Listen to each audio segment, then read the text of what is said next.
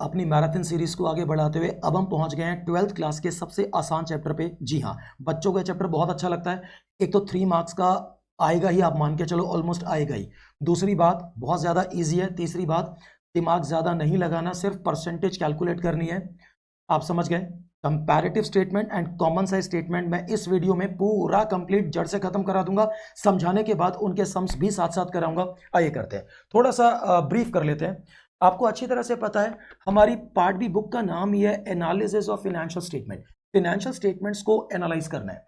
मैंने आपको कई बार बताया, हमने 11 में जो फाइनेंशियल स्टेटमेंट्स किए थे, बेसिकली वो क्लास 11 के जो थे वो सोल प्रोपराइटर के थे। क्लास 12th में हम कंपनी पढ़ रहे हैं। और सर जी, कंपनी के जो फाइनेंशियल स्टेटमेंट्स होते हैं, ट्रेडिंग और पी एंड एल को कंबाइन करके बन जाता है statement of P and L, और balance sheet is still balance sheet. और मैं इस वीडियो में कंपैरेटिव कॉमन साइज तो समझाऊंगा ही समझाऊंगा, साथ साथ ये जो स्टेटमेंट ऑफ पीएल और बैलेंस शीट के कंटेंट्स हैं उनको भी एक अच्छे से समझा दूंगा, ताकि दोनों काम हो जाए। दूसरी बात, tools of analysing financial statement को स्टडी करने के, अध्ययन करने के आखिर टूल्स कौन कौन से तरीकों से हम फाइनेंशियल स्टेटमेंट्स को एनालाइज, स्टडी करते हैं, अध्ययन करते हैं, जिससे पता चलता है हमारे बिजनेस की पोजीशन कहाँ जा रही है, कैसी है, कैसी जा रही है, तेजी से ऊपर जा रहे हैं, स्टेगनेंट है, कैसी, वो हमें एनालाइज करके। तो कौन कौन से तरीकों से पता चलता है? कंपैरेटिव स्टेटमेंट जो हम अब कर रहे हैं, कॉमन साइज स्टेटमेंट हम इसी वीडियो में करेंगे, रेशियो एनालिसिस बहुत एक्सीलेंट वीडियो मेरी यूट्यूब पे अवेलेबल है, पूरा चैप्टर कंप्लीट है। कैश फ्लो स्टेटमेंट्स, भाई 12th क्लास का सबसे जबरदस्त चैप्टर कह सकते हैं। पूरा यूट्यूब पे फ्री ऑफ कॉस्ट मेरा इतना ज्यादा जबरदस्त कंटेंट है कैश फ्लो का, आप जरूर देखिएगा। मैं स्टार्ट करने से पहले बता ही दूं, ये मेरी मैराथन सीरीज है। अगर कोई बच्चा किसी भी रीजन से एग्जाम की तैयारी नहीं कर पाया तो कोई बात नहीं, मैं आपके साथ हूं। आप एक पूरे दिन में सारी की सारी मैराथन वीडियोस देखिए, आपकी पूरी 12th क्लास चुटकियों में हो जाएगी। थोड़ी प्रैक्टिस करनी पड़ेगी तो बहुत ज़्यादा अच्छे नंबर आ जाएंगे। आपको बच्चा ऐसा है जिसने पूरे साल पढ़ाई करी बट गैप आ गया, कोई बात नहीं, आप रिवाइज कर लीजिए ज़बरदस्त तरीके से। तो बहुत मेहनत कर रहा हूँ। आगे बढ़ते हैं, टॉपिक स्टार्ट। इंट्रो देना पड़ेगा क्या? My name is Raj Singh, teaching accountancy for last 25 years. मेरा ट्रैक रिकॉर्ड है सर लगातार 10 साल, 100 में से 100 लाने का, 2013 से 2023 तक। 2024 में मैं ये वीडियो बना रहा हूँ, एग्जाम अभी होना है, आप लोगों के लिए बना रहा हूँ। कोई भी प्री एनुअल हो, प्री बोर्ड हो, एग्जाम हो, हाफ ईयरलीज हो, यूटी हो, पीटी हो, तो उन सब में आप ये वीडियोस देख के अपना चैप्टर अच्छे से कवर कर सकते हैं, एग्जाम की तैयारी कर सकते हैं। प्लीज़, बहुत मेहनत कर रहा हूँ। 20 सालों के पढ़ाते हुए ये अलग बात है कि ठीक है, ऑफलाइन पढ़ाया मैंने 25,000 बच्चे, नहीं 25 सालों के पढ़ाते हुए 20,000 बच्चे पढ़ाए हैं, और ऑफलाइन पढ़ाए हैं। ऑनलाइन में मैं यूट्यूब पे पूरे जोर शोर से, आपका सपोर्ट चाहिए। वीडियो अच्छी लगेगी प्लीज़ सब्सक्राइब कर दीजिएगा, दोस्तों को शेयर कीजिएगा, लाइक ज़रूर कीजिएगा, और सबको बता दीजिएगा इन वीडियो से आपकी तैयारी बहुत अच्छे से हो जाएगी। तो चलिए स्टार्ट करते हैं। क्योंकि फाइनेंशियल स्टेटमेंट के 2 कंपोनेंट हैं, एक statement of P and L जो ट्रेडिंग और पी एंड एल के लिए कंबाइन बनता है, और एक बैलेंस शीट है लेकिन वो वर्टिकल बन। तो चलिए सबसे पहले हम करेंगे comparative statement of P and L, फिर कंपैरेटिव बैलेंस शीट, फिर common size statement of P and L, फिर कॉमन साइज बैलेंस। मैंने फॉर्मेट बना रखा है ताकि कम टाइम में काम ज्यादा से ज्यादा हो जाए। थोड़ा कलर अच्छा सा ले लेते हैं। कंपैरेटिव इनकम स्टेटमेंट, यहां पर 2 बातें हो सकती, या तो आपके क्वेश्चन में ना statement of P and L, उसी को इनकम स्टेटमेंट कहते हैं, statement of P and L या तो क्वेश्चन में गिवन है तो मजा आ गया, आप सिर्फ वैल्यूज प्लेस करो और परसेंटेज निकालो। या कई बार क्वेश्चन में ना statement of P and L given नहीं होगा, आपको आइटम्स स्कैटर करके, अरे आइटम्स बिखेर के दे रखे होंगे, आप पहले उन्हें statement of P and L में अरेंज करो, फिर परसेंटेज कैलकुलेट करो। एक बड़ी बात आप ध्यान रखना, पूरे चांसेस है कि क्वेश्चन में जब गिवन होगा तो करंट ईयर पहले गिवन होगा, प्रीवियस ईयर बाद में। लेकिन आप चारों में से कुछ भी बनाए, comparative income statement, comparative balance sheet, common size income statement और बैलेंस शीट, आपको पहले प्रीवियस ईयर लिखना है, फिर करंट ईयर लिखना है। वो आप जरूर चेक करेंगे और मेरी शक्ल याद रखेंगे कि मैंने आपको ऐसा बोला है। फिर एब्सोल्यूट चेंज कितना है, फिर चेंज इन परसेंटेज कितना है। चलिए सबसे पहले Roman number 1, statement of P and L दे रखा तो सीधा चिपका दे एज इट इज, प्रीवियस और करंट से। नहीं दे रखा तो अरेंज कैसे करते हैं बताया, तो मैंने आपको बोला मैं करूंगा। सबसे पहले रेवेन्यू फ्रॉम ऑपरेशन, जो पहले सेल होता था कंपनी के लिए, सोल प्रॉपर्टी पार्टनरशिप के लिए वो आज भी सेल है, कंपनी के लिए वो रेवेन्यू फ्रॉम ऑपरेशन 2013 एक्ट की वजह। तो रेवेन्यू फ्रॉम ऑपरेशन मान लीजिए आपको दे रखे हैं 10 लाख से, पहले काम करते हैं, क्वेश्चन ही चिपका देते हैं। हमारे सामने क्वेश्चन होगा, उसको प्लेस कर देते हैं, जो भी क्वेश्चन होगा। दूसरे नंबर पे हो सकता है क्वेश्चन में अदर इनकम हो और हो सकता है ना भी हो। मान लीजिए आपकी जो अदर इनकम, कैसी इनकम मेरे ब्रदर? अदर 1 लाख से 3 लाख मान ले क्वेश्चन में दे रखी है बबलू।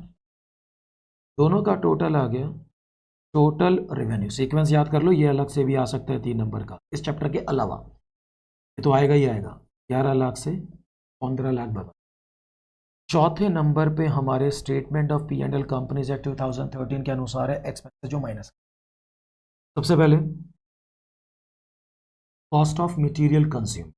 मान लीजिए कॉस्ट ऑफ मटेरियल कंज्यूम जो आपका 4 लाख से 9 लाख हो गया, ठीक है। आपका एग्जाम में एल नहीं लिखना, के नहीं लिखना, 4 लाख, ये गंदी आदत नहीं डालनी, पूरे जीरोस लगाने। मैं भी कोशिश करता हूँ ना लिखूँ। उसके बाद चेंज इन इन्वेंट्री आता है, ओपनिंग माइनस क्लोजिंग, तो लिख देते हैं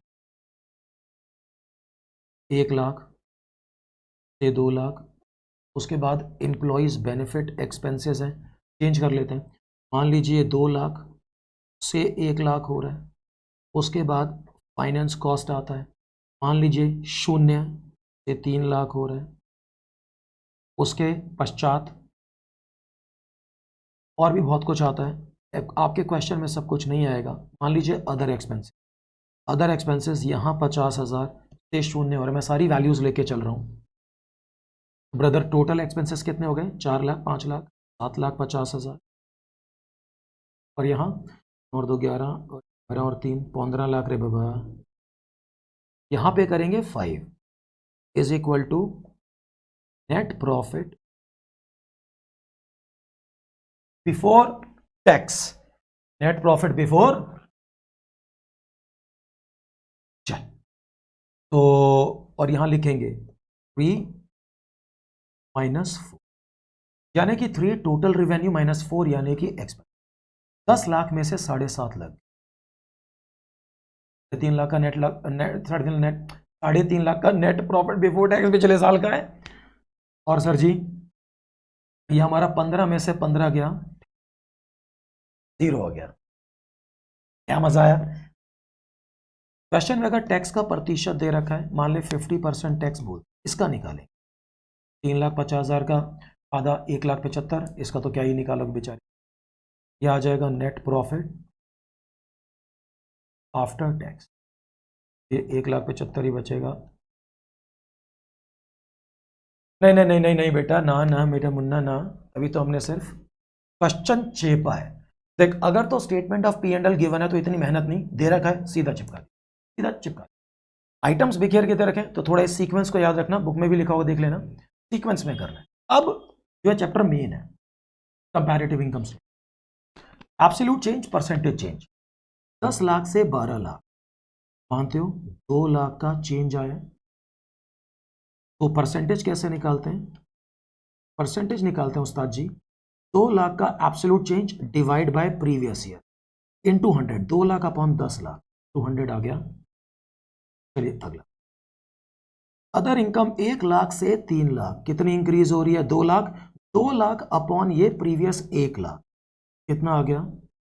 200%।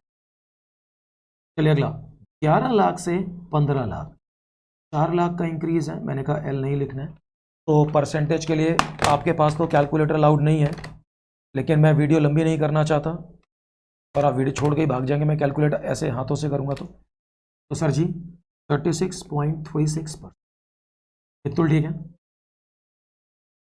सर जी। 4 लाख से 9 लाख कितना आ गया? 5 lakh upon 4 lakh, I think 120% होगा क्या? 125%। 1 से 2 लाख, 1 लाख अपॉन 1 लाख, ये ध्यान से देखिएगा, 2 लाख से 1 लाख, 1 लाख से डिक्रीज हो रहा है। आप लोग 1 लाख का डिक्रीज ब्रैकेट से इंडिकेट करें, कर दिया ब्रैकेट से, और परसेंटेज भी 1 लाख अपॉन 2 लाख इंटू 100, 50% है, डिक्रीज है तो ब्रैकेट में इंडिकेट। देखिए मेरे भाई, फाइनेंस कॉस्ट जो कि 0 से 3 लाख है, तो पूरे 3 लाख से इंक्रीज हो रही है। थोड़ा मैथ्स लगा के परसेंटेज करनी पड़ेगी, लगा 3 लाख अपॉन 0 इंटू 100 कितना आ गया? इनफाइनाइट। आपको पता होना चाहिए कोई भी चीज 0 से डिवाइड होती है तो इन्फिनिटी होती है। 50,000 से, सर जी 50,000 से डिक्रीज ब्रैकेट में 50 अपॉन 50, 100% डिक्रीज हो गया, लेकिन ब्रैकेट में क्योंकि इसी तरह इसका भी निकालेंगे सर। 7.5 लाख से 15 लाख, एग्जैक्ट 7.5 लाख का चेंज है, 7.5 अपॉन 7.5, 100% आ गया। उसके बाद 3.5 लाख से 0, 3.5 लाख का डिक्रीज आ गया, परसेंटेज पूरा 100% से डिक्रीज हो गया। ये सेम 1,75,000 से 0, 1,75,000 से डिक्रीज हो गया पूरा 100%, 1,75,000 अपॉन 1,75,000 100% डिक्रीज हो गया। ये सेम 1,75,000 से शून्य हो गया पूरा 1,75,000 से डिक्रीज हुआ, इसलिए परसेंटेज अपॉन 100। बिल्कुल ठीक है। नाराज हो क्या? नहीं समझ आ रहा? अच्छा पढ़ा रहा हूं तो फिर कमेंट बॉक्स में लिखो कितना अच्छा समझ आ रहा है, लिखो, मुझे बड़ा अच्छा लगेगा, मैं रीड करूंगा।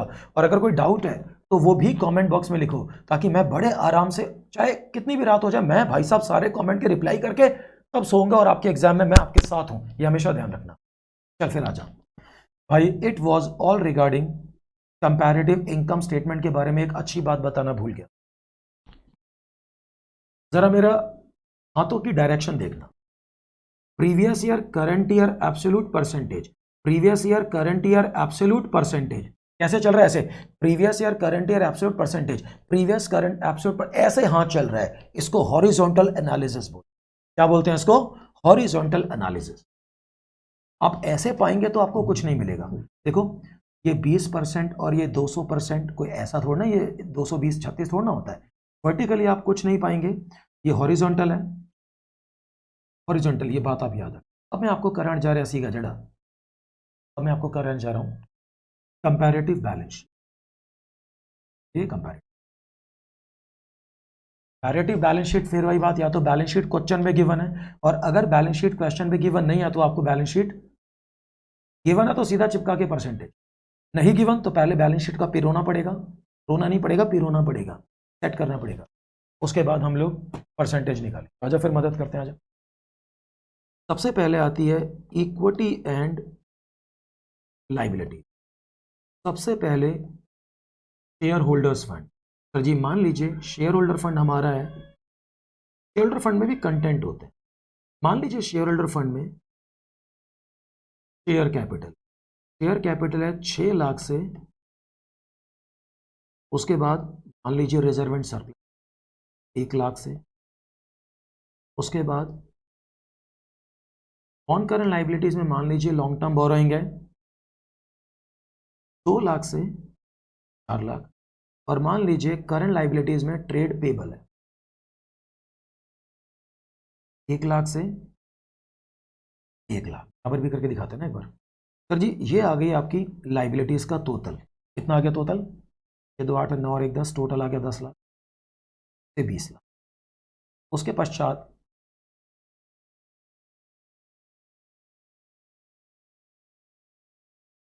इक्विटी लाइबिलिटीज के बाद मेरे बंधु एसेट्स हैं। एसेट्स में नॉन करंट एसेट्स, मान लीजिए टेंजिबल फिक्स एसेट्स हम लेते हैं, सर जी वो आ गए तेरे 7 लाख से। उसके बाद करंट एसेट्स में मान लीजिए इन्वेंट्री है 2 लाख से, और कैश एंड कैश इक्वल है 1 लाख से। 7 और 2 9 और 1 10 लाख से, वैसे भी दोनों इक्वल होनी ही चाहिए। बस क्या, अगर तो पहले से बैलेंस शीट गिवन है तो सीधा वैल्यूज चिपका परसेंटेज निकाल, और अगर पहले से गिवन नहीं है तो पहले आप बैलेंस शीट का फॉर्मेट बनाएं, सीक्वेंस बनाएं, उसके बाद परसेंटेज तो वही है पिछली वाली सेम। 6 लाख से 12 लाख, 6 लाख का चेंज 100%, 6 अपॉन 6। 1 से 3 लाख, 2 लाख का change, 2 lakh upon 1 lakh, 200%। Sir ji 2 lakh से 4 लाख, 2 लाख से 2 अपॉन 2, 100%। 1 से 1 डैश डैश, ना कोई चेंज ना कोई परसेंट, इसका भी निकालना है। 10 से 20 लाख, 10 लाख का चेंज 100%। 7 से 15 8 लाख, चलो जी आ जाओ कैलकुलेटर भैया, टाइम बचाने के लिए तो करना ही पड़ेगा। 114.28%, 2 से 4 लाख, 2/2, 100%, 1 से 1, ना कोई चेंज ना कोई परसेंटेज, 10 से 20, 10 लाख, 100%। मजा आया? ये भी हॉरिजॉन्टल एनालिसिस है। अगर आप वर्टिकल करेंगे तो आपको वर्टिकल में ठेंगा भी नहीं मिलेगा इसमें। अब मैं आपको कराऊंगा comparative income statement. Comparative income statement कराने से पहले मैं एक अच्छी चीज कॉमन साइज इनकम स्टेटमेंट में याद दिलाता। अगर कोई चीज नेगेटिव आ जाए, जैसे मान लीजिए चेंज इन इन्वेंट्री 1 लाख से -2 लाख आ जाए, हम लोग क्या करते हैं?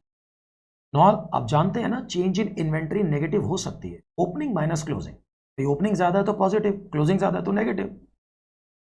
तो चेंज इन इन्वेंट्री अगर नेगेटिव आ गई तो सर जी हम क्या करते हैं? 4 लाख से 9 लाख मतलब 5 लाख कैसे आया? 9 का करंट माइनस 5, 4 का प्री, 9 - 4 5। तो ये चीज आप यहां भी लगा सकते हैं। -2 लाख, -1 लाख, -2 से -1, माइनस माइनस प्लस, 3 लाख से हमारा डिक्रीज हुआ है भाई। -2 लाख से -1 लाख, माइनस माइनस क्या होता है? प्लस होता है। तो दोनों को प्लस करेंगे 3 लाख, और क्योंकि डिक्रीज हुआ है तो आप एक काम करो, ऐसे कर लो मैथमेटिकल। कल तक हम ऐसे, मान लो ये ग्राफ है, ये 0 है, ये पॉजिटिव, ये नेगेटिव। कल तक हम लोग 1 लाख पॉजिटिव पे थे, आज 2 लाख नेगेटिव पे हैं। क्या है ये? इसका मतलब 1 लाख पॉजिटिव से पहले आप 0 गिरे, फिर 0 से 2 लाख माइनस, तो कितना गिरे हम? 3 लाख गिरे। तो 3 लाख का डिक्रीज मैथमेटिकल कर लो चाहे टेक्निकल। अब हम करेंगे कॉमन साइज इनकम स्टेटमेंट।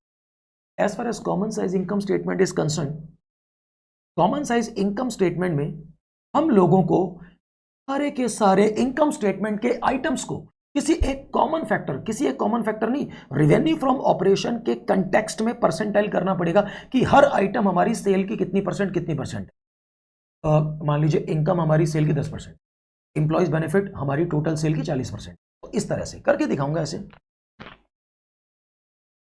सबसे पहले वही रेवेन्यू फ्रॉम ऑपरेशन मान लीजिए 10 लाख से 20। दूसरी अदर इनकम 1 लाख से,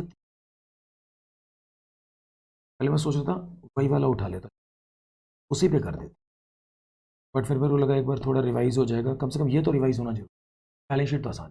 टोटल रेवेन्यू 10 और 11 लाख,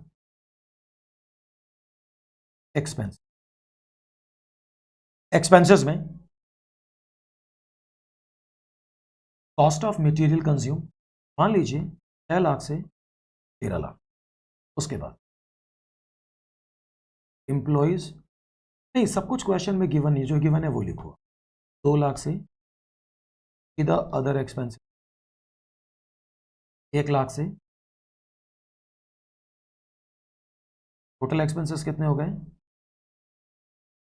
19।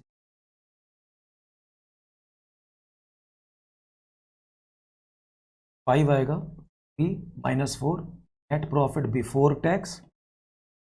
सर जी 11 लाख के टोटल रेवेन्यू में से 9 लाख के घर, 2 लाख, और उसमें से गए, और इसमें से अगर क्वेश्चन में टैक्स दे रखा है तो टैक्स की परसेंटेज मान लीजिए 50% है, तो 2 लाख की इनकम का 50% 1 लाख, 4 लाख का 50% 2 लाख।